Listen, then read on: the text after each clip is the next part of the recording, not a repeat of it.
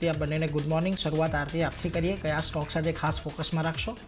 જે આજે ઘણી બધી કંપનીઓ QIP લોન્ચ કરવાના સમાચારના કારણે ફોકસમાં રહે છે। સૌથી પહેલાં મેન્કાન ફાર્મા પર નજર કરી લઈએ તો અહીંયા ખાસ કરીને QIP લોન્ચ કરવાના સમાચાર આવી રહ્યા છે। 3000 કરોડના QIP કંપની તરફથી લોન્ચ કરવામાં આવ્યો છે અને આ QIP માટે ફ્લોર પ્રાઇઝની વાત કરી લઈએ તો 2616.55 રૂપિયા પ્રતિ શેર જે છે તે અહીંયાથી નક્કી કરવામાં આવી છે।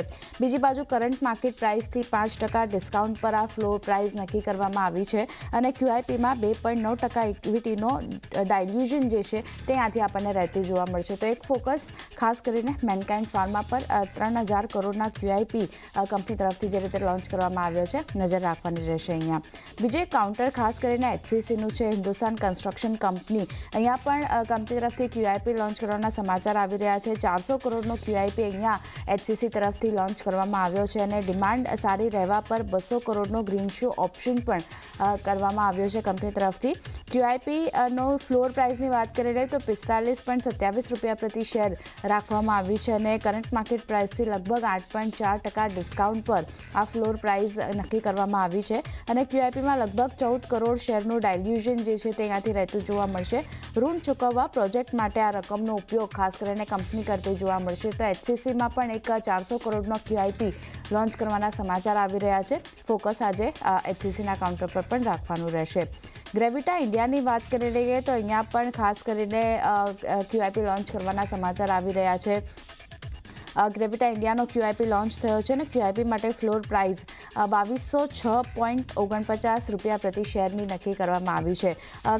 ઇશ્યુ પ્રાઇસની વાત કરી લઈએ તો 750 કરોડ રૂપિયા ઇશ્યુ પ્રાઇસ છે QIP માટે અને ઇન્ડિકેટિવ પ્રાઇસની વાત કરી લઈએ તો 2096.2 રૂપિયા પ્રતિ શેર નક્કી કરવામાં આવી છે। બીજી બાજુ કરંટ માર્કેટ પ્રાઇસથી ઇન્ડિકેટિવ પ્રાઇસ લગભગ 6.1% ડિસ્કાઉન્ટ પર નક્કી કરવામાં આવી છે અને QIPની વાત કરી લઈએ તો 5.2% ઇક્વિટી ડાયલ્યુઝન જે છે તે આથી આપણને રહેતું જોવા મળશે।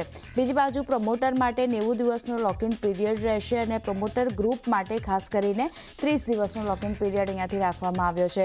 કંપનીની 1000 કરોડથી વધુ ફંડ એકત્ર કરવાની યોજના અહીંયાથી બનતી દેખાઈ રહી છે। તો એક આ QIP ગ્રેવિટા ઇન્ડિયા તરફથી પણ લોન્ચ કરવામાં આવ્યો છે તો અહીંયા પણ એક ખાસ નજર રાખવાની રહેશે।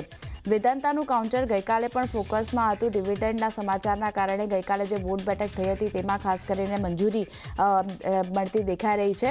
બોર્ડે ₹8.50 પ્રતિ શેરના ચોથા વચગાળાના ડિવિડન્ડ મંજૂરી આપી દીધી છે અને ડિવિડન્ડની ચૂકવણી પર 3324 કરોડનો ખર્ચ અહીંયાથી કંપની કરતી જોવા મળશે અને પ્રમોટર્સને ડિવિડન્ડથી લગભગ 1874 કરોડ રૂપિયા મળતા જોવા મળશે। બીજી બાજુ વેદાંતામાં પ્રોમોટર્સની હોલ્ડિંગ્સની વાત કરી રહીએ તો લગભગ 56.38% આપણને થતી જોવા મળશે। તો એક ફોકસ વેદાંતાના કાઉન્ટર માટે અને ખાસ કરીને રેટિંગ વધારવાના સમાચાર પણ આવી રહ્યા છે વેદાંતા માટે। ઇન્ડિયા રેટિંગ્સે વેદાંતાની NCD રેટિંગ્સ વધારી છે। A+થી આ રેટિંગ વધારી AA- કરવામાં આવી છે। તો એક ફોકસ વેદાંતા માટે પોઝિટિવ સમાચાર છે। ચોથા વચગાળાના ડિવિડન્ડની જાહેરાત અને મંજૂરી જે છે ખાસ કરીને બોર્ડ તરફથી કરવામાં આવી છે એનું ફોકસ એક વેદાંતાના કાઉન્ટર પર રાખવાનું રહેશે। HDFC બેંક આજે ફોકસમાં રહેશે કારણ કે અહીંયા વોર્નિંગ લેટર મળતો દેખાયો છે બેંકને। સેબી HDFC બેંકને એડમિનિસ્ટ્રેટિવ વોર્નિંગ લેટર ઇસ્યુ કર્યો છે અને નિયમોમાં ઉલ્લંઘન મામલે વોર્નિંગ લેટર ખાસ કરીને બેંકને આવતો દેખાઈ રહ્યો છે SEBI તરફથી। તો એક ફોકસ HDFC બેંકના કાઉન્ટર પર અહીંયા કઈ રીતે સ્ટોક રિએક્ટ કરે છે, નેગેટિવિટી જોવા મળી શકે છે પણ ફોકસ રાખવાનું રહેશે HDFC બેંક માટે। IT કાઉન્ટરમાંથી વિપ્રોનું કાઉન્ટર ફોકસમાં રહેશે। અધિગ્રહણ કરવાના સમાચાર અહીંયા આવતા દેખાઈ રહ્યા છે। ખાસ કરીને અપ્લાઇડ વેલ્યુ ટેકનોલોજીસ ગ્રુપની 3 કંપનીઓનું અધિગ્રહણ અહીંયાથી વિપ્રો જે છે તે કરતી જોવા મળશે અને લગભગ $4 કરોડ આ અધિગ્રહણ જે છે 3 કંપનીઓનું તે વિપ્રો તરફથી કરવામાં આવી શકે છે। તો એક ફોકસ વિપ્રોના કાઉન્ટર પર રાખવાનું રહેશે। બ્રોકરેજ રિપોર્ટ મોર્ગન સ્ટેનલીનો આવ્યો છે વિપ્રો માટે। ખાસ કરીને તેમણે અંડરવેટ કોલ આપ્યો છે। લક્ષ્યાંક ₹250 પ્રતિ શેરના તેમના તરફથી કરવામાં આવ્યા છે। તેમનું માનવું છે 2021માં જે કેપ્કોનું અને 2022માં જે રાઇઝિંગનું એક્વિઝિશન કર્યું હતું તેની સામે અપ્લાઇડ વેલ્યુ ટેક એક્વિઝિશન જે છે તે ઘણું ઓછું અને ઓછી માત્રામાં થતું જોવા મળ્યું છે એને કારણે તેઓ અંડરવેટ કોલ આપી રહ્યા છે। તો એક ફોકસ વિપ્રોના કાઉન્ટર પર રહેશે, નજર રાખવાની રહેશે અહીંયા। નેક્સ્ટ કાઉન્ટર HPCLનું છે. અહીંયા બોર્ડ પાસેથી મંજૂરી મળવાના સમાચાર છે. પોઝિટિવ રિએક્શન સ્ટોકમાં જોવા મળી શકે છે, કારણ કે મુંબઈ રિફાઇનરીમાં લ્યુબ મોડર્નાઇઝેશન અને બોટમ્સ અપગ્રેડેશન પ્રોજેક્ટને ખાસ કરીને મંજૂરી મળતી દેખાઈ રહી છે. બિટ્યુમેન ઉત્પાદન 475 KTPAથી 487 KTPA સુધી વધારવાની યોજના કંપની રાખી રહી છે. અને લ્યુબ ઓઇલ પ્રોજેક્ટની વાત કરી લઈએ તો તેનો અંદાજિત ખર્ચ જે છે લગભગ 4,679 કરોડ રૂપિયા જે છે તે આપણને રહેતો દેખાઈ શકે છે. તો એક આની માટે બોર્ડ તરફથી મંજૂરી દેખાઈ રહી છે. ફોકસ રાખવાનું રહેશે HPCLના કાઉન્ટર માટે પણ. TCS છેલ્લે મારા તરફથી વાત કરી લઈએ તો કરાર કરવાના સમાચાર અહીંયા આવતા દેખાઈ રહ્યા છે. Next generation energy efficiency solution માટે ખાસ કરીને કરાર કર્યા છે. જે લેન્ડિસ ગીર સાથે આ કરાર કરવામાં આવ્યા છે TCS તરફથી, તો એને કારણે એક ફોકસ TCSના કાઉન્ટર પર પણ રાખવાનું રહેશે. તો આ બધા કાઉન્ટર ખાસ કરીને ફોકસમાં, જ્યાં QIP લોન્ચ કરવાના સમાચારના કારણે ઘણા બધા કાઉન્ટર આજે નજરમાં રાખવાના રહેશે. પણ તૃપ્તિ, તમારી નજરમાં કયા કાઉન્ટર? ગુડ મોર્નિંગ આરતી. શરૂઆત આજે હું ઇન્ડસ ટાવર્સથી કરીશ. પોઝિટિવ સમાચાર સાથે જ આપણે શરૂઆત કરીએ તો ખાસ કરીને કંપનીના ફેવરમાં નિર્ણય આવતો જોવા મળ્યો છે, જેમાં ખાસ કરીને ઇન્કમ ટેક્સ એપ્લિમેન્ટ ટ્રિબ્યુનલ્સ છે તેમની પાસેથી અહીંયા કંપનીના પક્ષમાં નિર્ણય આવ્યો છે. ખાસ કરીને આ જે મામલો જે છે તે મર્જરવાળો મામલો છે કે ભારતીય ઇન્ફ્રાટેલ સાથે તેમનું જે મર્જર થયું હતું તે મર્જરમાં કંપનીએ વધુ ખર્ચ ન કરવાનો મામલો અહીંયા સામે આવી રહ્યો છે. કંપનીએ આ વસ્તુને ક્લિયર કર્યું છે કે તેમને બીજા કોઈ નવા ખર્ચા નથી કર્યા. અને સાથે એ વાત પણ અહીંયા ક્લિયર કરવામાં આવી છે કે મર્જર બાદ મળેલી જે અસેટ્સ જે તેમને લીધી છે તે મામલાનો પણ અહીંયા એક વિવાદ જે ઊભો થયો હતો તે અહીંયા મામલો આવ્યો છે, જે અત્યારે હાલમાં આપણે એમ કહી શકીએ કે ઇન્ડસ ટાવર્સના ફેવરમાં આપણને નિર્ણય આવતો જોવા મળ્યો છે. જેમાં ખાસ કરીને ભારતીય ઇન્ફ્રાટેલ સાથેના મર્જરને લઈને મેં પહેલાં જ વાત કરી, એ મામલો હતો જે લગભગ આપણને 3,500 કરોડનો મામલો જે છે આપણને જોવા મળ્યો હતો. અને હવે આ કંપનીને તેની દેનદારીમાં તેનો એક ઘટાડો અહીંયા આપણને જોવા મળી શકે છે. અને ઓવરઓલ 2020માં આ બંને જ કંપનીઓ વચ્ચે મર્જર થયું હતું. એટલે એક પોઝિટિવ સમાચાર અહીંયા આપણને ઇન્ડસ ટાવર્સ માટે જોવા મળી રહ્યા છે. ત્યારબાદ નજર કરી લઈએ માઇન્ડ સ્પેસ માટે. અહીંયા આપણને મોટી બ્લોક ડીલ થવાના સંકેતો આપણે સમક્ષ આવતા જોવા મળી રહ્યા છે. કંપનીમાં આજે એક મોટી બ્લોક ડીલ થઈ શકે છે. લગભગ 1903 કરોડની બ્લોક ડીલના સમાચાર છે, જેમાં ખાસ કરીને ATAI તરફથી આ બ્લોક ડીલ દ્વારા અહીંયા 9.2% હિસ્સો અહીંયા વેચવાના સમાચાર આપણે સમક્ષ આવતા જોવા મળી રહ્યા છે. અને બ્લોક ડીલની અગર ફ્લો પ્રાઇસની વાત કરશો તો તે 350 રૂપિયા પ્રતિ શેર છે. એટલે ખાસ કરીને આ કાઉન્ટર પણ ફોકસમાં રહેશે. ત્યારબાદ નજર કરી લઈએ GMR એરપોર્ટ્સ પર. અહીંયા નવેમ્બરના ખાસ કરીને તેમને પેસેન્જર અપડેટ્સના નંબર્સ એટલે કે બિઝનેસ અપડેટ્સના નંબર્સ આવતા જોવા મળ્યા છે, જેમાં YOY ધોરણે પોઝિટિવ છે પરંતુ MOM ધોરણે નંબર્સ નેગેટિવ છે. YOY ધોરણે નંબર્સ પર નજર કરું તો નવેમ્બર પેસેન્જર ટ્રાફિક નંબર છે ત્યાં આપણને 14% આપણને વધારો જોવા મળ્યો છે અને 1.12 કરોડ પર આપણને YOY ધોરણે ફિગર્સ જોવા મળ્યો છે. પરંતુ MOM ધોરણે પેસેન્જર ટ્રાફિક્સમાં 5% જ માત્ર આપણને વધારો થતો જોવા મળ્યો છે. સ્થાનિક પેસેન્જર ટ્રાફિકની વાત કરશું ત્યાં આપણને લગભગ 14.3% વધારો જોવા મળ્યો છે YOY ધોરણે. ઇન્ટરનેશનલ પેસેન્જર ટ્રાફિકની નજર કરશું ત્યાં આપણને 11.3% એક ઉછાળો જોવા મળ્યો છે નંબર્સ વાઇઝ.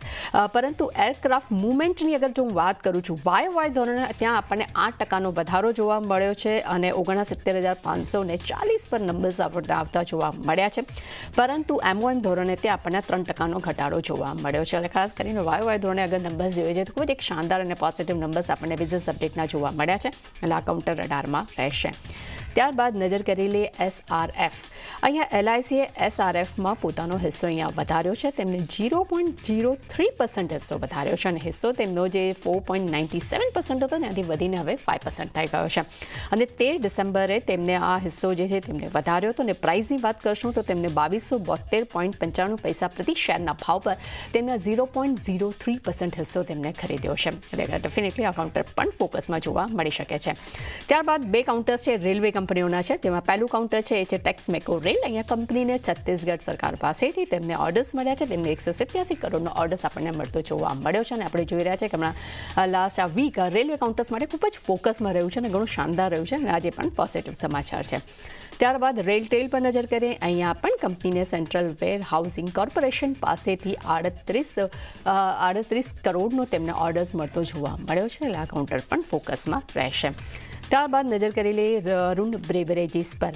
અહીંયા ખાસ કરીને અધિગ્રહણના સમાચાર આપણી સમક્ષ આવતા જોવા મળ્યા છે, જેમાં કંપનીએ લુનર મેકમાં એમને લગભગ 39.93% હિસ્સાનું અહીંયા તેમને અધિગ્રહણ કર્યું છે. અને આ જે કંપની જે છે તે પેપ્સિકોની બોટલ્સનું મેન્યુફેક્ચરિંગ કરે છે અને કંપનીએ એનો હિસ્સો જે છે અહીંયા તેમને ખરીદ્યો, માફ કરજો, એમને હિસ્સો એમને ખરીદ્યો છે.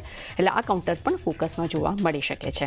ત્યારબાદ મવાના સુગર્સમાં નજર કરી એ નેગેટિવ સમાચાર છે. ખાસ કરીને દિલ્હી એન્ટી કરપ્શન બ્રાન્ચ પાસેથી કંપનીને નોટિસ મળી છે, જેમાં તેમને શુગર એજન્ટ્સ ટ્રાન્ઝેક્શન્સ છે તે અંગે અહીંયા નોટિસ આપવામાં આવી છે. તેમનું કહેવું છે કે તેમને બોગસ જીએસટી રિફંડ મામલો તેમને એટલે રિફંડનો મામલો અહીંયા જોવા મળ્યો છે. અને આ એક નેગેટિવ સમાચાર આપણે જોઈ શકાય છીએ. એટલે મવાના શુગર આજે ફોકસમાં રહેશે.